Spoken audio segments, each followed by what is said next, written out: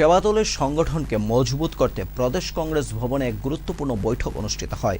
বৈঠকে উপস্থিত ছিলেন সেবা দলের কনভেনার নিত্যগোপাল রুদ্রপাল, বিধায়ক সুদীপ রায় বর্মন, কংগ্রেস প্রদেশ সভাপতি আশিস কুমার সাহা। সেবা দলকে শক্তিশালী করতে আগামী কিছুদিনের ভেতর রাজ্যভিত্তিক প্রশিক্ষণ শিবির করতে যাচ্ছে তারা। এই প্রশিক্ষণ শিবিরের আগরতলা শহরে না করে অন্য জেলায় করার চিন্তা ভাবনা করছে সেবা দলের নেতৃত্বরা।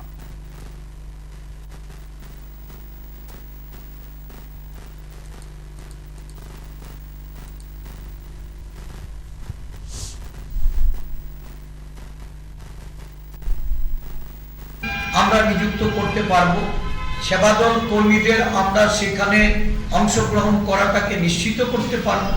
কংগ্রেস সংগঠন আগামী দিনে জনস্বার্থে ভারতবর্ষের সংবিধানকে বাঁচাতে এবং ভারতবর্ষের মানুষের গণতান্ত্রিক মৌলিক অধিকার প্রতিষ্ঠিত করতে এই রাজ্যেও সংগঠনের বিস্তৃতির মধ্য দিয়ে আমরা মানুষকে সেখানে তার অধিকার পাইয়ে দিতে সক্ষম হব।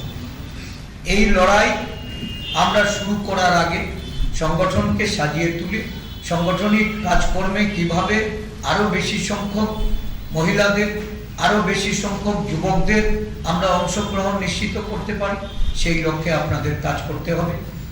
আমাদের গত আমরা 7ই ডিসেম্বর আমাদের বর্ধিত সভা হয়েছিল। সব কয়টা ডিপার্টমেন্ট, শাখার সংগঠন এবং সেল তাদের সব নেতৃত্বকে নিয়ে আমরা সেখানে সিদ্ধান্ত গ্রহণ করেছি। রাজ্য জুড়ে আমাদের এই বিভিন্ন বিভাগ এবং সেলের আমরা কর্মসূচি হাতে নিয়েছি। সেবা দল একটা কংগ্রেস দলের, জাতীয় কংগ্রেস দলের কেন্দ্রীয় শাখার সংগঠন এবং তার প্রত্যেকটা রাজ্যে রাজ্যে সংগঠন বিস্তৃত করেছি। প্রতিটা রাজ্যে সেবা দলের সংগঠন